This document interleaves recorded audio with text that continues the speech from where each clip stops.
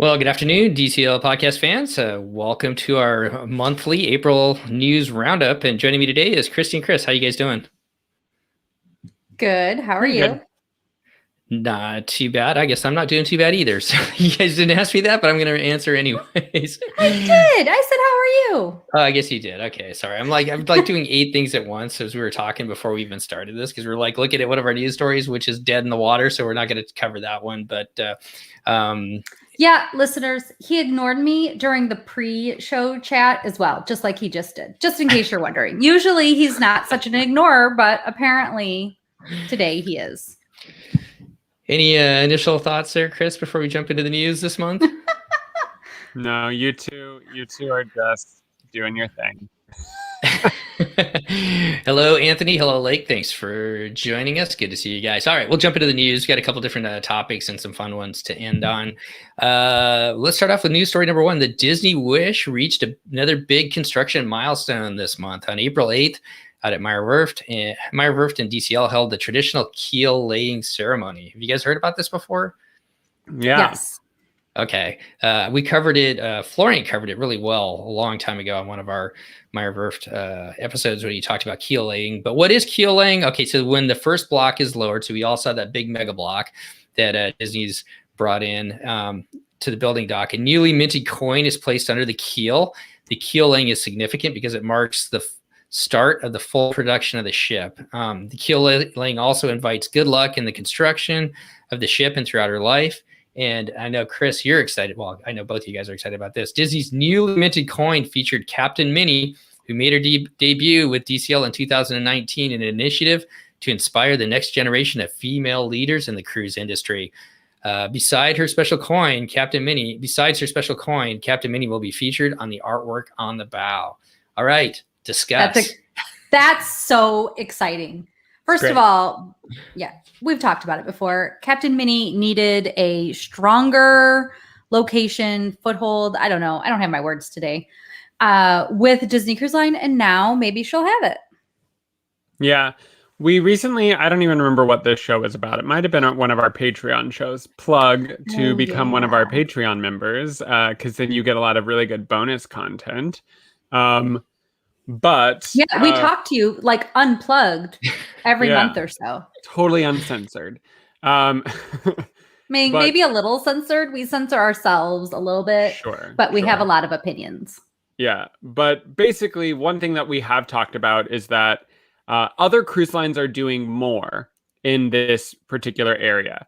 And it is not, it's not nothing that Minnie Mouse is being represented as a captain, but she is also a mouse and is not actually driving these ships and doing these things as much as, let's say, Commodore Tom was or some of the other captains. And so in the fleet, there were no women captains, at least before the pandemic. Now, could Disney have made a mix-up now that Captain Tom is gone once the pandemic ends and ships are back to sailing? Maybe. We don't know. But the point is, when you add a ship like the Wish, now there are at least 2 and probably more openings to put women in DCL leadership in terms of like actually who's driving and operating these ships. And so I think this is a really good opportunity for Disney to take a step in that direction. I think having Minnie as the coin is cool. And obviously being on the ship is cool, but I'm looking for some like really tangible steps towards women in leadership in DCL. I'll also say, I don't know if you've all think about this as often as I do, but do you think it's kind of weird how much superstition is in the cruise line industry about building these ships? Weird. There's so much stuff that I'm like, I did not realize that there was so much superstition. And it's like in many different steps, including like breaking the bottle on the side of the ship and like all the different things about, when it first goes out to sea and things like that. So I don't know what you all think, but that's something I don't think we've ever talked about. And the keeling ceremony is definitely a superstitious ceremony. So what do you think about that? Yes. Christy? I don't. I'm sorry. I was reading comments and Anthony Hatch was throwing some shade, but I agree. It is superstitious. It is crazy to me that it's so superstitious. And then back to what do I agree, or what is my opinion on the previous comment that Chris made about needing more women in leadership roles and captains. I couldn't agree more. And we are all big fans of Captain Kate over in Celebrity Cruise Line, who is the first United States citizen to captain a major cruise ship and in the United States. And so we need more of that. And she worked, you guys all recall, she worked for Disney Cruise Line. So that was one of the ships that she had one of those lower captain, I don't know what those are called, positions. And so lower officer positions, Steve, First is that mate. Possible? Yeah, Something lower, like that? lower officer position. So that, I mean, you kind of have to work your way up through the ranks in it.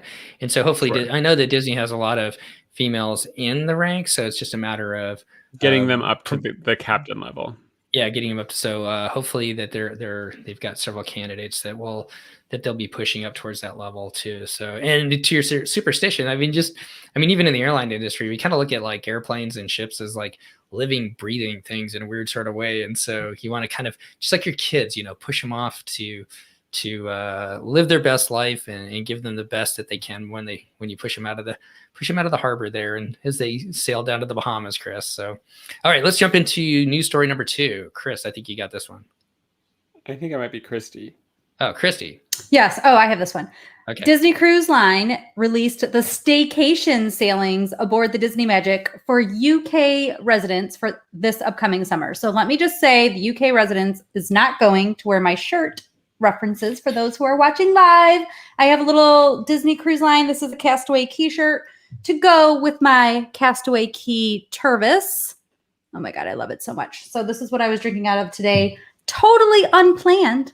But anyway, so those United Kingdom residents won't be going to Castaway, but we will all think of them on a Disney cruise. So beginning in June, the Magic will sail. And aren't you guys just shocked by this? The Magic will sail 2, 3, and 4 night sailings out of London, Tilbury.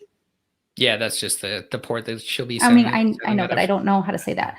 Newcastle, Liverpool, and Southampton. In order to sail, guests 18 and older must be fully vaccinated against COVID-19.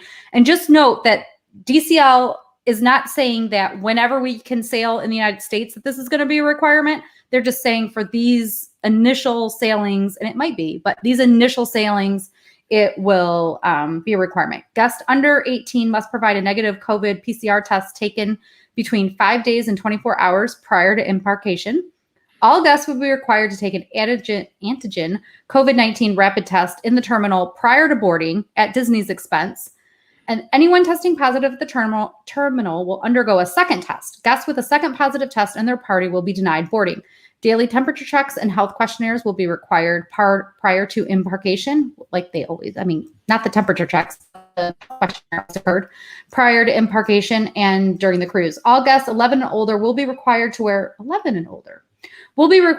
face coverings on the ship at our terminals unless in their stateroom, eating and drinking in the designated seating area, or while stationary, swimming, or occupying a deck chair. And then these are just some of the protocols DCL is putting in place. And we'll see what happens when they get to the U.S. I think that's a good starting point for them, it seems like, with all of that. The only thing I didn't put in there all at the end, and this is kind of makes sense, is that as you leave the ship, they'll also need your residents, so that if anybody got sick, or if they can do why can't I find the contact tracing, I guess, if they have to, so they can get back to you. And, Royal Caribbean was talking about how cruising is actually the easiest environment to do contact tracing, because there's so much technology that's used in the cameras and the facial recognition that's already occurring across these cruise ships. How do you think your pictures are always assigned? And I know on Disney you do give a room number, but you don't always give a room number. And on every other cruise line, you don't even give a room number. They just take your picture and it shows up with you. So they have your face because they took it before you boarded the ship. So they're using your face for everything, which is how they're going to do contact tracing. I cannot speak today. Sorry, guys. During the cruise. Royal also said that they've come out because Richard Fain, you guys all know I'm in love with him. He's like everybody's favorite grandpa, in my opinion. He's been the most vocal of the cruise CEOs coming forward and telling us things that they're doing. And he has said that if they don't know yet whether they're going to require vaccinations, and long term they won't, because there's people that medically can't get it, that children can't get it. And so NCL right now is cruising out of somewhere in the Caribbean, Jamaica, and they're requiring every guest have a COVID vaccination, which means they're not having children sailing. So, those are choices that would have to be made and talked through. So Richard Fain had said, hey, we might require it if it's required by the CDC once they release some of those rules, but it would be a short-term requirement versus a long-term requirement. So one other, or anything to add there, Chris? I've got one other thing on this story. I hadn't heard these requirements for the Disney cruises before Steve sent this news story. I feel kind of good about them right now. I don't know, like, if I would want that to be a forever thing. I mean, obviously, I don't want mask wearing and like us to be in the middle of that forever. But although, like, can we have mask wearing in our house? Like, if workers have to come in for like the rest of time, can this just be a thing that now, if you want to come? I mean, this is probably a controversial topic, so I'll be light on it. But I do think that there are plenty of other larger nations where mask wearing, or at least more densely populated nations where mask wearing is more common and there isn't a lot of stigma associated with it.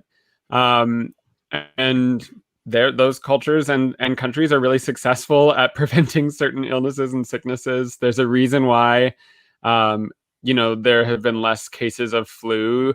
Even anecdotally, most of my friends will be like, I haven't been sick all year because I just stay at home. Right. And I'm not saying that the trade-off of staying at home is better than like catching a cold every now and then, but I am saying, like, reducing the amount of germs going around does seem pretty worthwhile. Though all of us can agree that we don't want to sit there watching Tangled the musical spectacular while breathing in our mask. Like, yeah, you know what I mean? So I think it'll be interesting to see what these requirements do, but these requirements are not that intense. Like, if you're sitting literally anywhere on the ship, apparently you don't need to be masked. So, like, unless I'm misreading that, it says if you're sitting in a designated seating area, you don't need to wear a mask. So that is a thing where I'm like, you know what? That's not that intrusive. What? I need to wear a mask while I'm walking down the hallways of the ship? Okay, whatever. I could handle that. So in my mind, those policies are not that weird. And if they were, God forbid, things like this were still going on when the Wish starts sailing, I'd be okay with that, and I'd still get on her in a heartbeat, because these are not that intrusive to the way that I think about preventing the pandemic. So one last part with the story too, which I didn't add this time. I put, if you follow us on Facebook, read our Facebook posts. I generally try and put, or we always try to put stuff on there that's factual, that we can back up. And I added something on there from a website that I trust, and I couldn't find it on Disney's website, so I didn't put it in today. But there are some hints that through the app they are developing mobile ordering experiences. You can, either, I'm not so sure if it's mobile ordering or reserving, experience times or whatever else. That was laid out on a different website, which I put on our Facebook post. I didn't put it in here today because I could not find it on the Disney Cruise Line website. Now, it may be there and maybe I just missed it, but they did have like a little blurb where they talked about, we're being, proactive with our app as far as possibly being able to reserve experiences. So whether that's like getting your place to go to the show at 5 o'clock versus 7 o'clock, I don't know. But I couldn't find that this time. So if you read that in our earlier Facebook post, and the reason why I didn't talk about it, or we didn't talk about it today, is what I could not find it on Disney's website. So, all right, Chris, on to Key West. Let's go to Key West, huh? Or maybe not. Not unless you're going to drive down whatever that ocean highway is that goes the one. Is it the one? No, that's the Pacific Coast. Anyway, I'll tell you what's going on in Key West. So for those of you who don't know, Key West had basically said, either all cruise ships or cruise ships over a certain size are not allowed to dock in Key West. This is voted in by people who live in Key West, saying they don't want the cruise ship industry to be so burdensome to the island. So after having second thoughts about the constitutionality of that bill, to undermine the sort of 3 ordinances that were approved by Key West voters, the House sponsor of the measure said on Tuesday that he has concluded that the bill is dead for this session, meaning they're not going to try to overturn the votes by the Key West residents. The Disney Magic and the Disney Wonder are actually both scheduled to stop in Key West on several cruises out of Miami and New Orleans. And there's no information yet as to sort of which port they will visit instead of Key West. I know, Christy, you have some thoughts about canceled ports or changed itineraries. What do you think of that? Yeah, so less my thoughts and just more of what the rule and the requirement is. As cruisers, we sign something, whether you know it or not, called the cruise contract. And this is when you're clicking the little box that say you agree to the terms and conditions of the cruise. In the cruise contract, it says that the cruise line can change your port to wherever they want. They have no obligation to take you anywhere. Their only obligation is if they've charged you port fees and they don't go to that port, they have to return the port fees to you. But so you could be booked on an Eastern Caribbean cruise and the cruise line takes you to the Western Caribbean and they owe you nothing. And it doesn't mean that you can get your money back or you can cancel if you're in a non-refundable situation. They owe you nothing. It says that in the cruise contract, you have agreed to that. So legally, you know, all the cruise lines that have stops at Key West that are no longer going to have stops at Key West will just pick somewhere else to go. And legally, they owe you nothing. Now, whether they choose to do something different about that or give any benefit to somebody, that is their goodwill if they want to do it, but it is not, it is not required. And, you know, if you've ever been on a cruise where your itinerary was changed, I think probably all of us have had some itinerary hiccup on a cruise that shifted things around. Disney will do everything they can to try to make that up to you in terms of experiences or in terms of making, you know, the new port that they pick seem really exciting and be like, Key West, whatever. This new port is so much better. Nassau's fantastic. Haven't you ever wanted to go to Nassau and see the Atlantis? We don't know if that's what's happening, by the way. It's just... Right. But my point is Disney will try, especially if they turn a port day into a sea day. You'll see that they'll add like 30 new things to the itinerary for that day to try to get you to be like, look over here, there's nothing happening, because they want to distract you and make you feel good. So, you know, just saying, when you go on these cruises, it's the same thing with sailing in hurricane season. It can be risky because your cruise could get canceled. But if your cruise doesn't get canceled and they just have to divert you from one place to another, those diverted trips, a lot of people say they're still a blast because you're still on the ship and you're still doing a lot of fun things. So I wouldn't say cancel your Key West cruises because there's probably going to be something cool added to them. Yeah, the port that comes to my mind is Castaway Cay. I mean, that's probably the one that they miss the most, either due to wind, so they can't dock. And I mean, they've got it. The whole crew has, you know, things planned for people if they can't make it into port that day at Castaway Cay. So I know they have to pivot there quite a bit. It'll be interesting to see where they end up. There's some different options in Mexico down along there, so they could end up there. Maybe they'll go to Mobile, Alabama. I don't think they've ever stopped there before. So, yeah, let's go to Mobile. Why don't we just go up the Mississippi? You know, just see how far up the Mississippi we can go. All right, on to our next news story. Well, there was our other news story was the Florida senators were seeking to override the CDC, and that bill has been blocked in the Senate. So that at this point has been stopped. So no need to go into that.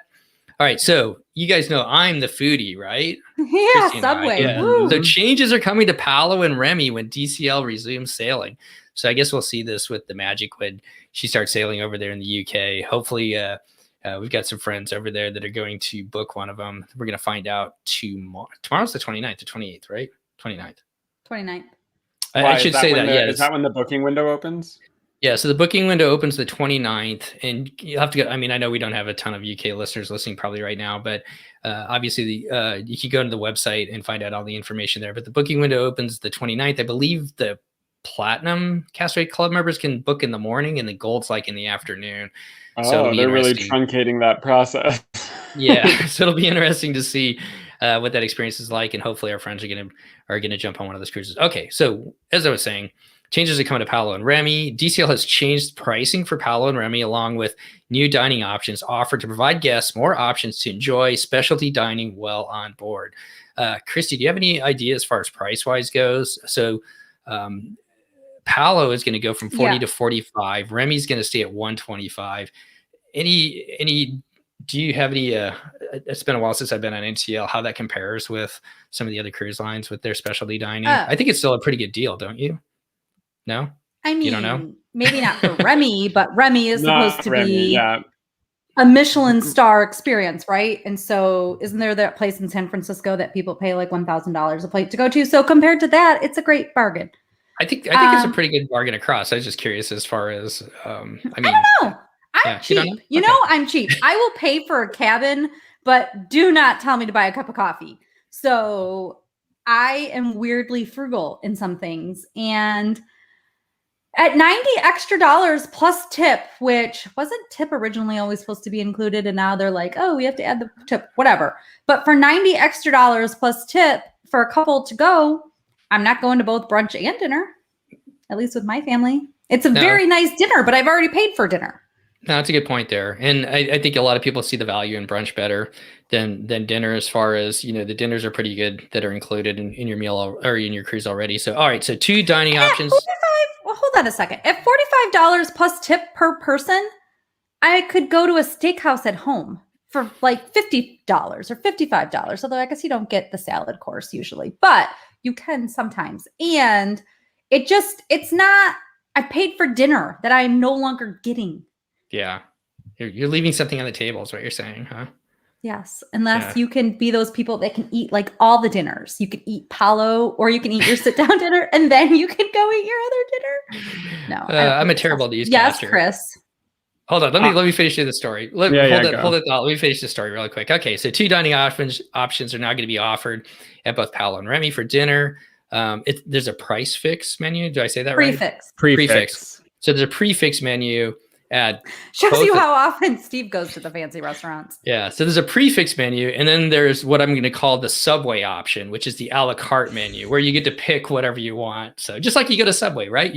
I want the wheat bread, and then I want spinach instead of the lettuce. So it's going to be a lot like that. So just kind of think about that. For our listeners that might be new, just so you know, one time Steve made this terrible comment that he doesn't need to go to Palo because he has Subway or whatever, and that somehow it's just as good. And then listener Amber agreed and liked Subway better too. And then it became a thing. And I have never looked at Subway the same, nor had as much respect for Steve. I don't think that Steve was exactly saying it was better. Wasn't he saying that that Subway is like the same cost for a family of 4 as Palo? Which, by the way, if you're spending $45 per person at Subway, Steve, what are you doing? We need to talk. No, it's not even a good sandwich. It was for our whole family. It was $45 about almost. It seemed like okay. So for the cost of a dinner at Palo, right? All right, so is too much compared to your Subway experience, but they're just not the same. No, okay, all right. So let's go back. So it's an a la carte menu or prefix menu. Brunch and dessert experiences will continue to be offered as per person cover charge. So in other words, basically, brunch and dessert are still going to be the same. So the prefix menu for Palo will now be $45, up from $40, and $125 at Remy. If you choose the a la carte option, and you don't have to make this choice when you book your cruise and you book your dining, you can do that once you get there at the dining. They'll walk you through it. The a la carte items will be priced individually. Brunch experience at Palo will increase from $40 to $45. And if you're a Platinum Castaway Club guest, such as Christy, you get it for free. Platinum Castaway Club guests and adults in their stateroom will continue to be offered 1 complimentary meal at Palo for either brunch or dinner. The prefix menu will be included. However, any individual items that you buy beyond the prefix menu item will be charged. So that's what's coming, I guess, for Palo and Remy. I'm so curious what is going to happen. And somebody asked me today about gluten-free on Disney Cruise Line. And so I was looking through my Instagram to see all my pictures, and I had a picture of my Palo meal with my lamb chop course. Do you guys recall my lamb chop course? I do. And I don't think I'm going to be able to have my lamb chop course anymore unless I pay out of pocket for it. And that made me very sad. Well, it depends upon if it's a prefix or not, right? Do you really think there's a lamb chop course in your prefix 4-course meal? So let's talk about the 4 courses. Yes. There's got to be that charcuterie. The thing they walk around with. Yeah. Mm-hmm. That's course 1. Then it's going to be salad, right? Because that's appetizer. logical.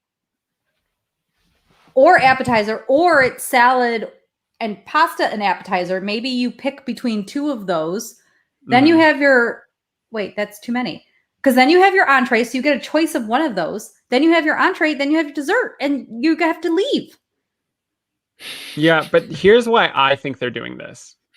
I don't actually think they're doing this very much for Palo, because I think people could eat on the prefix menu at Palo with relative ease, because you could always find something that, you know, the prefix menu at Palo had like a meat and potatoes dish on it, and it had some interesting, maybe more like rich Italian-y style foods. However, but you're not going to get all those courses that I would have thrown into my Palo dinner. I'm apparently the reason in my lamb chop course that this new pricing exists. You're eating too much. They were like, you were costing the cruise line way too much, Christy. We did so they partial to courses though, like the lamb chop. We didn't ask for the accompaniments. We just asked for the lamb chop. Just for the lamb chop, the most expensive thing in that course.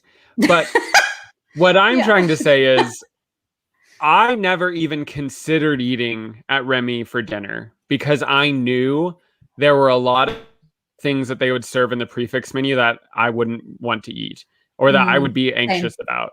And so now I would totally eat at Remy if it was a la carte, and I could be like, I don't need these 7 courses. I want this thing and this thing and this, because I know I'm going to enjoy those things. So to me, this is actually a pitch for people to eat at the more expensive restaurant without having to commit to 7 different, because for those of you who haven't been to Remy, it's literally like 7 courses where they bring out like an amuse-bouche, and where they bring out like little things here and there. And, you know, the chef is just sort of like, you didn't get to choose. I just brought you this thing. And I get that there are some people who love that, but I prefer choice in my food. And so I would now probably consider eating at Remy, whereas before I would only ever have eaten at Remy for brunch. So I'm just throwing that out there, that I think it probably is more accessible now to people in some ways than it used to be. You found a positive. I did. So we got a couple of different comments. NoCal Matt says, how awful is it if I had dessert in the dining room after eating dinner at Palo? So that's called being on a cruise. No, I think he's saying that like, I think he was basically saying that like he ran out of courses because he used them on different things, and so he didn't get to desserts. He's got to go down to the dining room to get to desserts. This is a future scenario. I see. Yeah. Okay. And especially, here's one for you, Christy. Do we think these changes are the first step towards the Royal Caribbean nickel and diming approach for upcharging? You know, I hope not. And then to that end, Anthony also responded with, "What's a cruise? Who says you can't just have all the food you want?" So my comment to that is, well, Disney said it in the release, basically, that we can't have all the food we want. No lamb chop course. Christy, it said that right in there.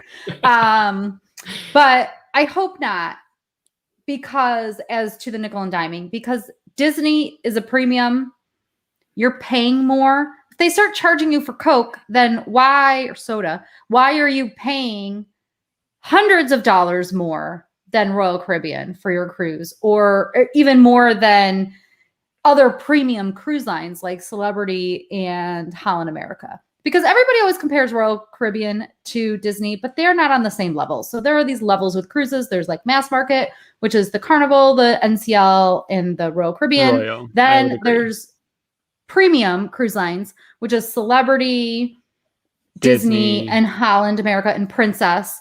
And so they are in their own category. So you can't compare them directly to Disney or to Royal Caribbean. But Disney doesn't have to watch the nickel and diming. Like, I understand that they've lost a lot of money and they've been having to pay people to run around the ships and flush the toilets because there's literally no gas flushing the toilets right now.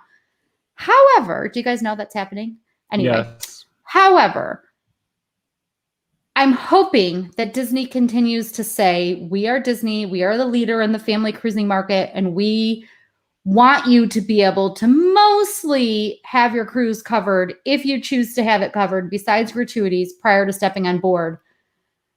And I hope that that's the case. But little things like that ice cream shop, what is it? Vanilla Peas. Sweet on you. Yeah, Sweet on You. Yes, both of that. That concerns me because that's the type of thing that's on the other cruise lines. And you know what? I should be able to get a scoop of ice cream without having to pay $5. I don't even know what they charge because, again, They don't frugal, I they wouldn't go. don't charge that much. But what I will say about Disney so far, I'm not saying they will always do this, but so far, Disney does charge you less for the thing than if you had bought it on land. So like if you go into Sweet on You, you can get a sundae for probably $3 less than if you bought it on land. That's because you've already paid to eat. But that's on my the cruise. point. You're subsidizing your own food by paying to be on the ship. So I'm not saying that I really don't want it to go this way, but I went on Norwegian and we went to the Italian restaurant. They're the worst in that. And I got a pizza. And I swear to you, this was like a pre-made crust that they put ketchup on and processed cheese product and said, "Here is your pizza, good sir." And that was the grossest upcharge. I paid $20 for that pizza that I could have gotten for free at the buffet. And all that to say, like, if Disney charge products had no quality increase to them, I think people would revolt. But currently, at least, all of their upcharge products are at a higher quality than what you could get elsewhere on the ship. You can still go get your free ice cream, but it's not gelato. You can still go get your free dinner in the dining room, but it's not Palo and it's not Remy quality. So right now, it doesn't piss me off. If they go really far with this, it would irritate me. Correct. Sorry. Okay. Good. All good points there. I love it. So, all right, let's jump in our jet, head across to the West Coast. Chris, what's up with Disneyland? What's going on out there? Okay, so Disneyland is currently doing cast member previews. So there are people who are in Disneyland riding rides for the first time in 13, 14 months. For the first time in forever.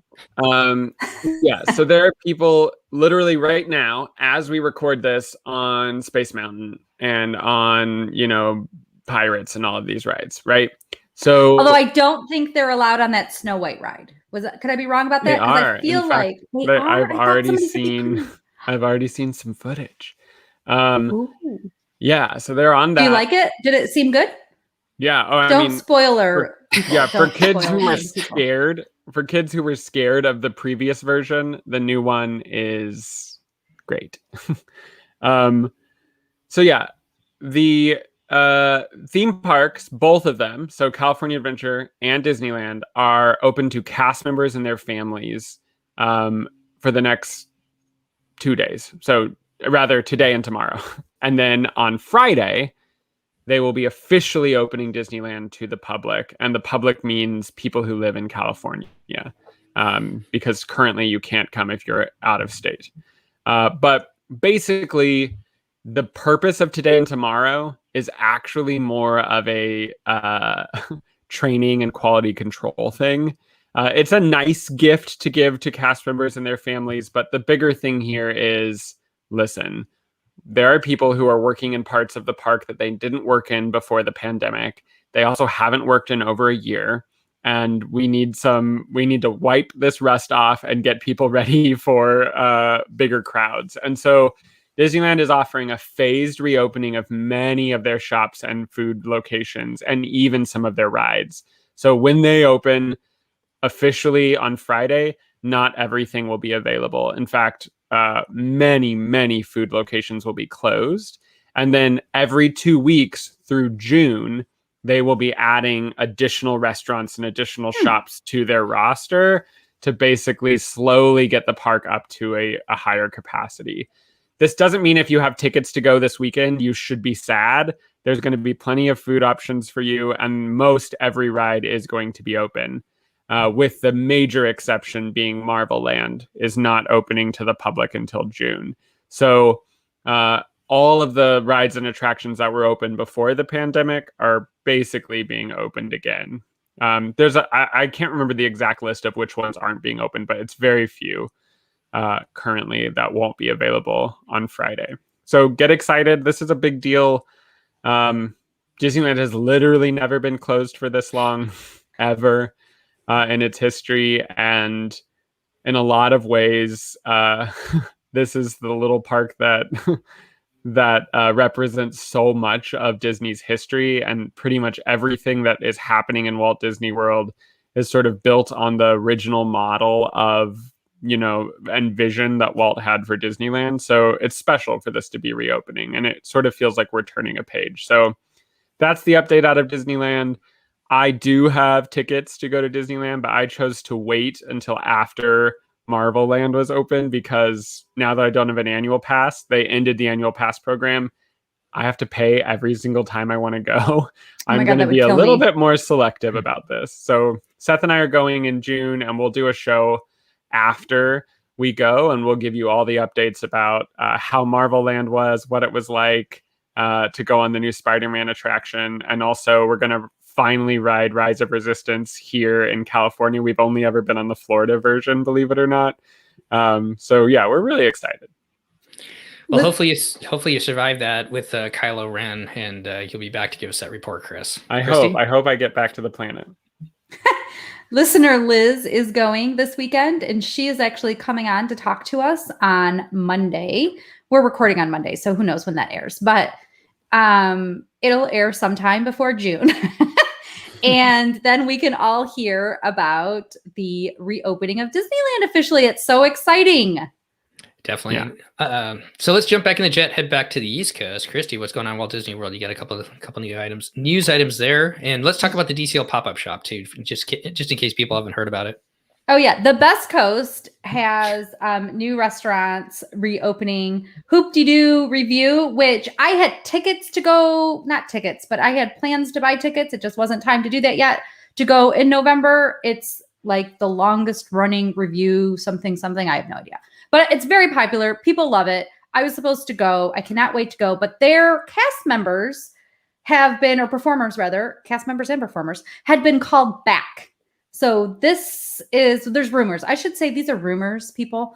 But there are these Facebook groups where people are saying that there are Disney cast members that are saying, yes, I was called back. Yes, I was called back. So this is where we're all getting this information from. So Hoop-de-doo review, cast members called back. Boma and Tusker House cast members have been called back, and there's been some other dining as well. And so this is a good sign, because Walt Disney World has opened with a bunch of its restaurants not opened, and they are even slower to open them. Stuff is not being opened every 2 weeks, and there is some dining I would like to go to, and you can't get a reservation to save your life to go to places. So it'll be good when we have some more dining choices. Yeah, I would imagine, Christy, the timeline for Florida is the 50th. They probably want every restaurant and shop and sort of experience reopened and ready to go by the 50th. And I honestly want to know what the park capacity is going to be by then. Like, I know. And what are the rules and the requirements? To be like full capacity? Because I actually don't think Disney World could handle full capacity and do physical distancing. Oh, well, no. I mean, they can barely handle it anyway. Right. And the lines would be like 6 miles long get into some of these rides. They would all be in Disney Springs. Imagine the new Ratatouille ride with physical distancing. Steve tried to look over the wall with his phone. Did it even? I don't think anything showed up, right? I shouldn't have said that. Steve doesn't like to be shown to be a bad boy, but we did try to see things, see if we could see anything. But you said, you could see it on the Skyliner, right? Because the Skyliner goes right over the top of it. So if you really want to see into it, I was just trying to get a picture of Gusto's, the sign there. I thought that was pretty cool. Have fun, Kate. I'm not going to say anything else because I don't want to ruin anything. Just saw her comment there. Also, I guess before we finish up the DCL pop-up shop. Yes. So it's at Disney Springs. I would have played show and tell for the people watching live, but I didn't plan for that, and it's out of reach.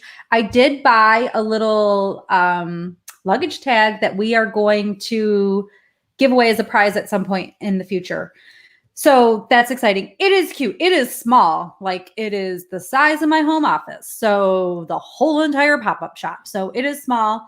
But they had some pretty cute stuff, and they were already starting to sell out, but they'll get more in, and it seemed to be pretty popular. I mean, people want their DCL garb if they are not able to go on the ships right now. Go ahead. It's open until when? nobody knows that information. Okay, That I thought somebody said it was like through June or something at least. So Anthony No, Hatch might tell us or something. Yeah. Somebody will tell us. I know right? the Do you answer. know? The answer is Okay. that on the Disney Parks blog, they said it will be here till at least September. There we go. I knew Okay. I knew we'd gotten something. Thank you, Chris. But I did want to say where it's located. So it's at Disney Springs, and it's past the World of Disney. So if you're coming from any of the parking structures, the Lime Garage is closer and the more superior parking structure. You would park there, you'd go past the World of Disney, and then you go to the Marketplace Co-op, and it is in there. And the cool part is the Marketplace Co-op almost never has a wait. Also, people, if you are going to Disney Springs, the World of Disney almost always has a wait, and it's like some crazy line. I don't know why they don't talk to the people at Gideon's and learn how to do their text message stuff to let people come back. But the toy store, which is past the Marketplace, almost never has a wait. Maybe I shouldn't tell people this, but the toy store almost never has a wait, and the Marketplace Co-op almost never has a wait. Maybe just see if you can buy the thing you want to buy in those two places and locations, because Marketplace Co-op is pretty big, and I like to not wait in line when I can help it. Perfect. All right. So as we finish up, we've got one more big thing. We can't ignore the elephant in the room. Who wants to take the last story? You have a story? There was one more story? It's not really a story. It's more just an I mean, big story is that tomorrow morning at 11 a.m. Eastern, we don't say Eastern time on this show. We say Walt Disney World time, and 8 a.m. That is literally how we text each other.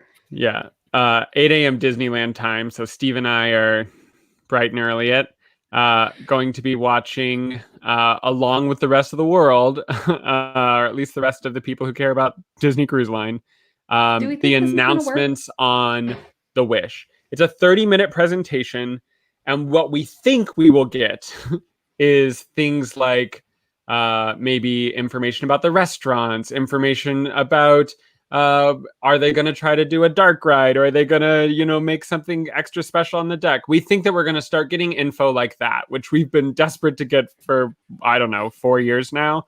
And so the idea that we're finally going to hear concrete answers to some of the questions of like what experiences, maybe they'll even announce that they're going to do a Moana the musical or something like that on the ship. I think that we're going to get so many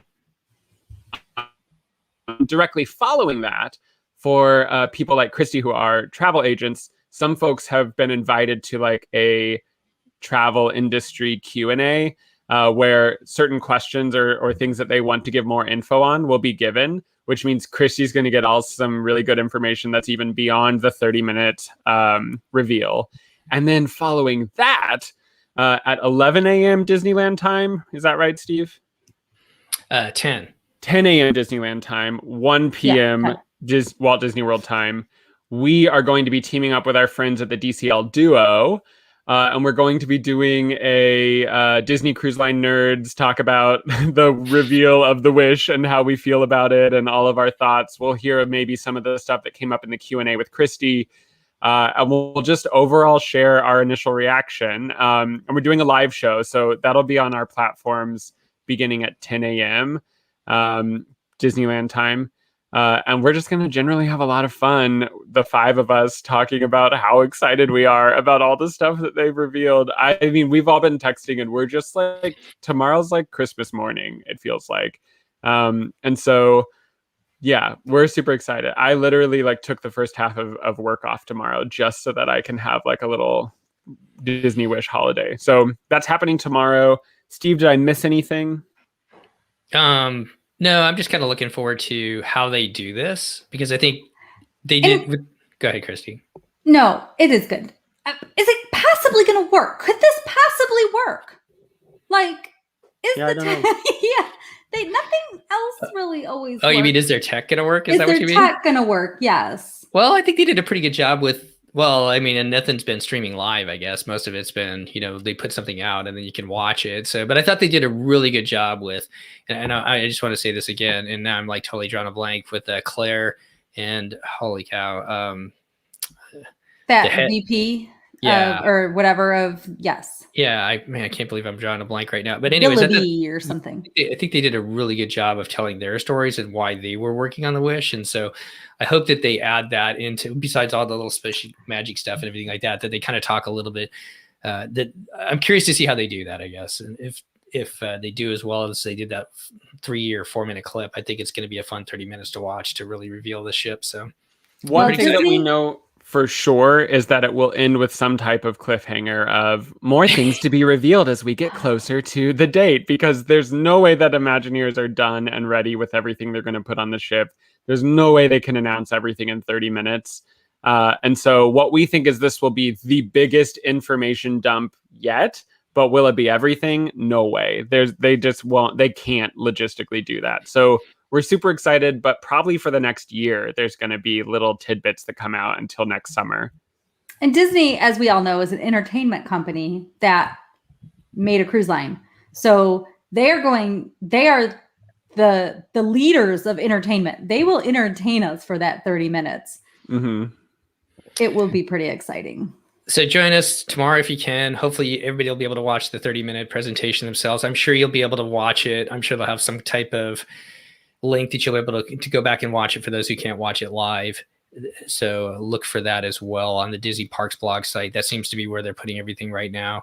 And we'll try and get links up in Facebook, Instagram, wherever else you follow us, just in case you're looking for those links. So once again, you'll be able to follow us on Facebook, our Facebook site. For some reason, our Patreon Facebook site is down right now, but also through YouTube. And then Brian and Sam have a couple different sites too. So if you want to follow them on their site, you'll be able to watch the show on there. So I think that's it. Anything else before we get out of here tonight, Chris or Christy?